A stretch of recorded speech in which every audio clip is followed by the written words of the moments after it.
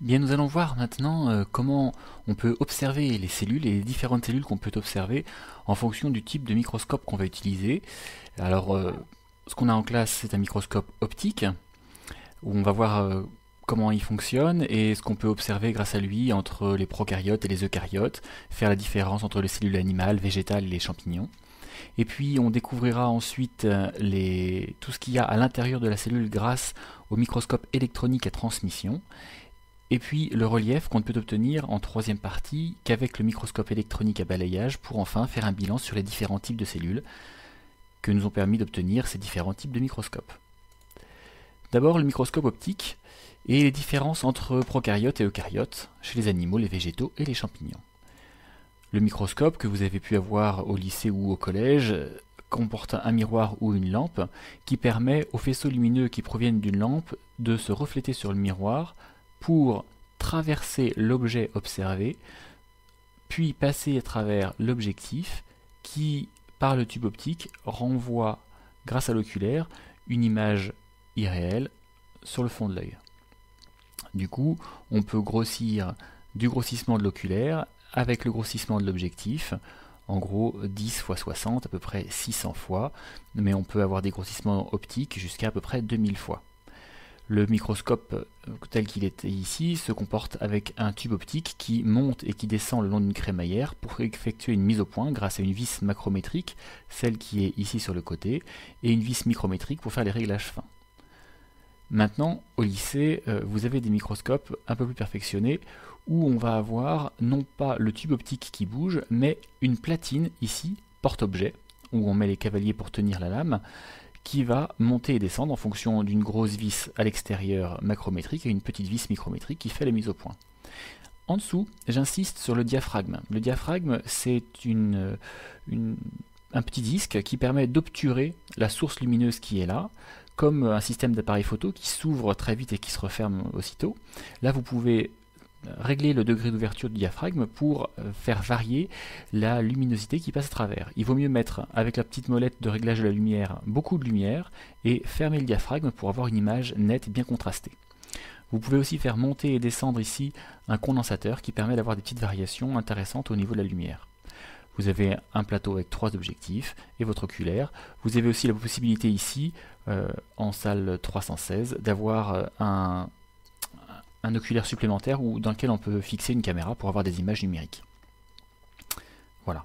Le style d'image qu'on obtient, ici vous avez des champignons où on voit, c'est des levures, où on voit une membrane très épaisse. En fait, c'est que la membrane est doublée d'une paroi. C'est une membrane plasmique classique avec une paroi qui elle est chitineuse. Alors que ici, sur une cellule végétale, vous avez une paroi aussi qui est très épaisse, mais elle est cellulosique, elle est beaucoup plus rigide. C'est ce qui permet aux plantes, c'est un vrai squelette externe, c'est ce qui permet aux plantes de tenir debout. Et à l'intérieur, on voit la même chose, un noyau. La membrane est tellement accolée qu'on ne la voit pas, et on voit un cytoplasme. Mais ce cytoplasme, en fait, si on prend de l'oignon coloré, l'oignon rouge par exemple, on va voir qu'il y a toute une partie qui est colorée en rouge, ce qui donne la couleur à l'oignon rouge, et ici une petite partie qui ne l'est pas. Si on fait un zoom dessus, on voit ici une partie très colorée, ici une partie translucide, et la paroi épaisse contre laquelle viennent s'appliquer les membranes de ces 3 cellules. Cette structure ici, elle est typique des végétaux. On la retrouve chez les champignons, mais elle est quasi absente chez les animaux. C'est la vacuole. Si on regarde, elle va occuper 70, 80, voire 90% du volume de la cellule chez les végétaux. Enfin, on peut observer au microscope optique des cellules animales.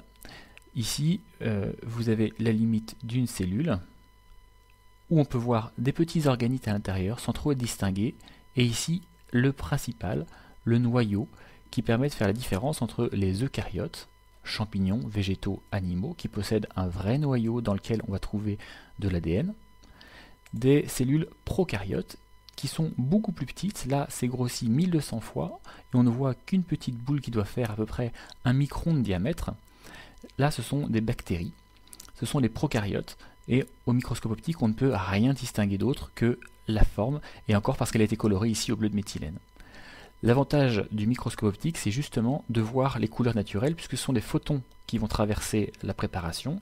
Donc on doit avoir une préparation extrêmement fine pour laisser passer la lumière, mais cette lumière, elle est polychrome, elle est de plusieurs couleurs, et donc on obtient une image intéressante avec soit des colorants naturels, comme dans la vacuole ici de l'oignon rouge, soit des colorants artificiels, comme ici dans la cellule animale.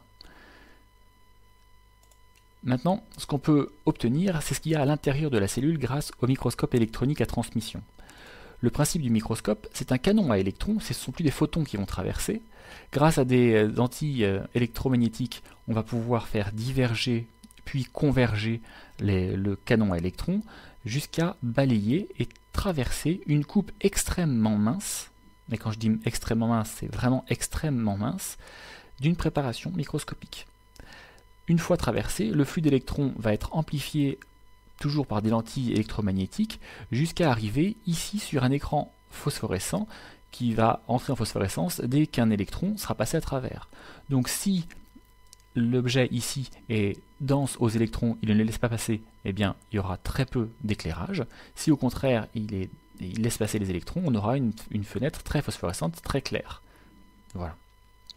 On peut avoir une fenêtre d'observation ou bien quelque chose qui numérise pour voir à l'écran d'un ordinateur par exemple.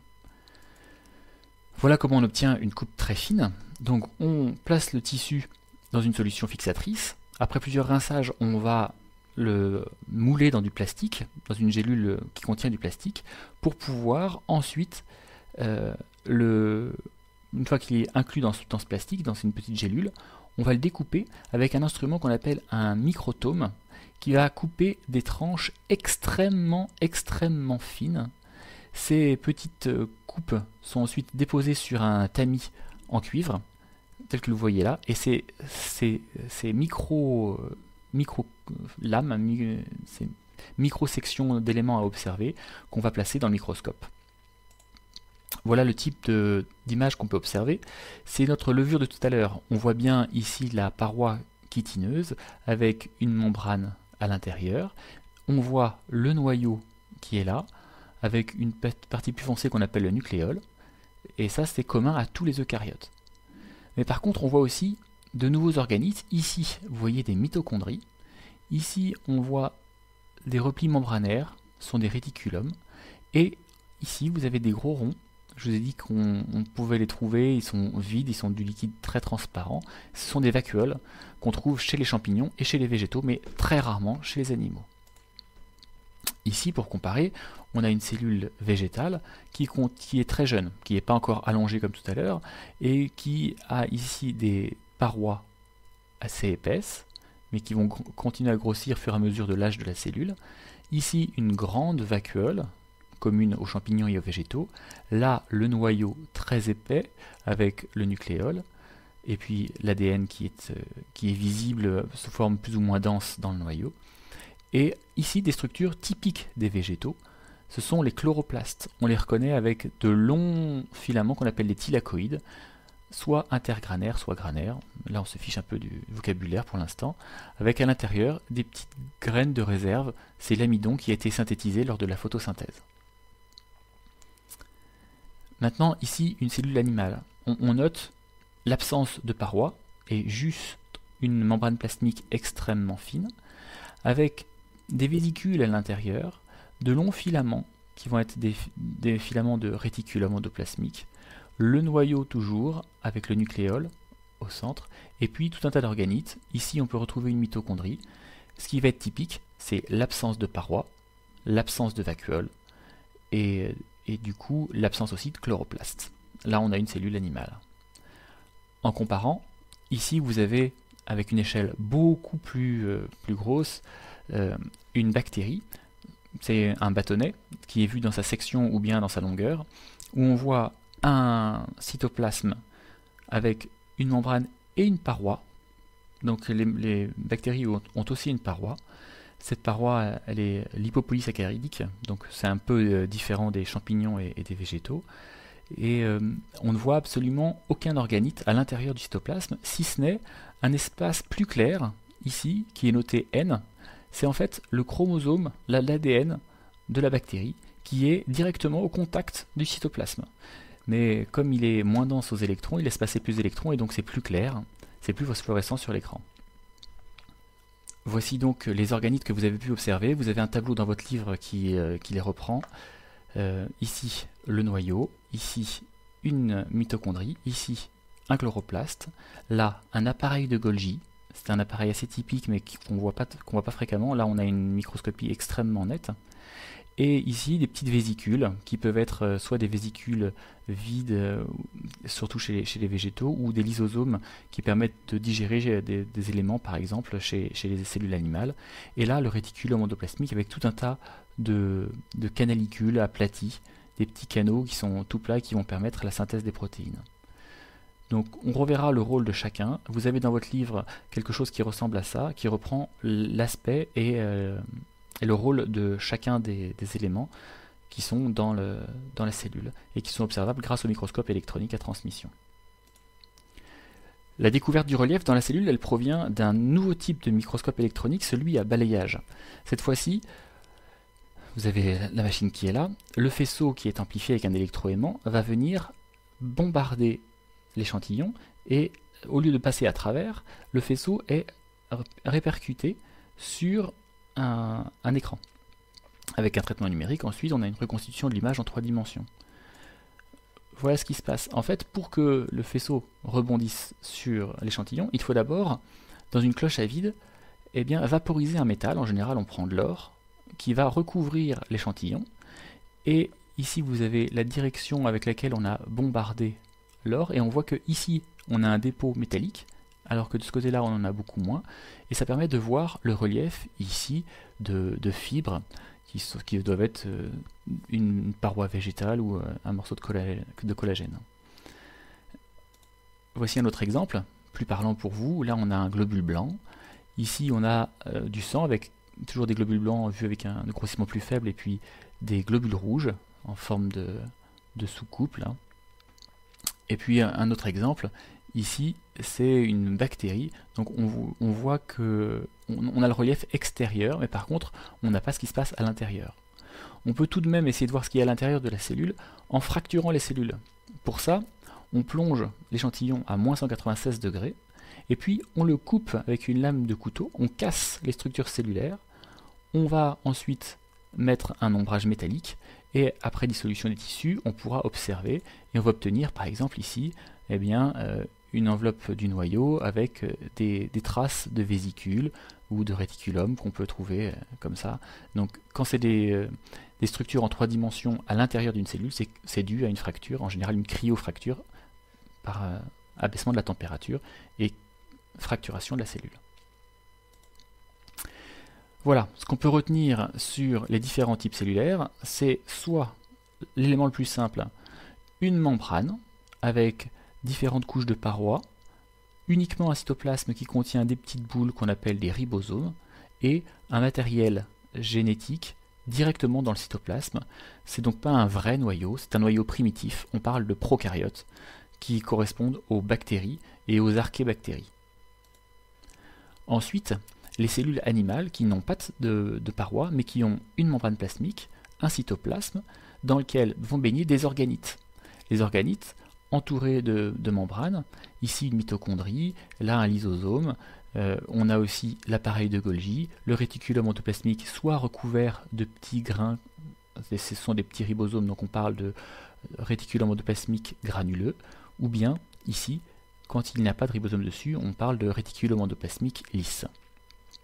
Vous avez ici le noyau avec des pores nucléaires, ce sont les orifices par lesquels il y aura des échanges entre le noyau et le cytoplasme, et puis le nucléole qui est à l'intérieur avec l'ADN de la cellule qui est prisonnière de l'enveloppe du noyau.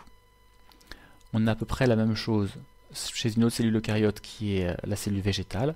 La différence, c'est la présence de cette vacuole importante et puis la présence de la paroi à l'extérieur de la membrane. Voilà. Si on fait le bilan, on peut... ça c'est un schéma de votre livre que je vous encourage à regarder. Donc les êtres vivants présentent également des différences qui permettent de les classer en phylum ou en grands règnes. Ce sont les bactéries, les eubactéries, les bactéries, on les appelle aussi eubactéries. Les eucaryotes, celles qui présentent un noyau. Et les archées, ce sont des bactéries qui vivent dans des conditions extrêmes, par exemple haute température, haute pression, des choses comme ça. Ce qui est commun aux archées et aux bactéries, c'est l'absence de noyau, alors que les eucaryotes ont la présence d'un vrai noyau, et la présence aussi d'organites entourés de membranes, alors que aussi bien les archées que les bactéries n'en ont pas. Ils ont une paroi de peptidoglycanes ou des parois membranaires de composition particulière chez les archées, alors qu'il n'y a pas toujours une paroi. La paroi plasmique, elle peut être présente chez les végétaux, chez les mycètes, c'est-à-dire les champignons, mais absente chez les animaux. En général, les eucaryotes sont pluricellulaires, mais quelques-uns sont unicellulaires et forment un règne particulier, qui sont les protozoaires, les animaux, anciennement les animaux unicellulaires, maintenant on parle de protistes, ou des végétaux, des micro-algues qui sont faits d'une seule cellule. Les végétaux vrais ou les animaux vrais sont en général faits de plusieurs cellules. La différence, c'est la source d'énergie. Donc les champignons et les animaux ont en commun de ne pouvoir se nourrir seuls et donc de devoir trouver dans leur milieu du carbone organique pour se nourrir. Leur glucide de réserve, leur stockage de sucre, c'est le glycogène. Et puis, en général, les animaux sont mobiles alors que les champignons ne le sont pas, et ils sont en général pluricellulaires, mais il existe des champignons unicellulaires. Les végétaux, eux, sont non mobiles, en général pluricellulaires, et puis leur capacité qui est intéressante, c'est leur source d'énergie, c'est la lumière, ils vont prendre le CO2 et le transformer en sucre lors de la photosynthèse. Voilà les différents types de cellules qui existent.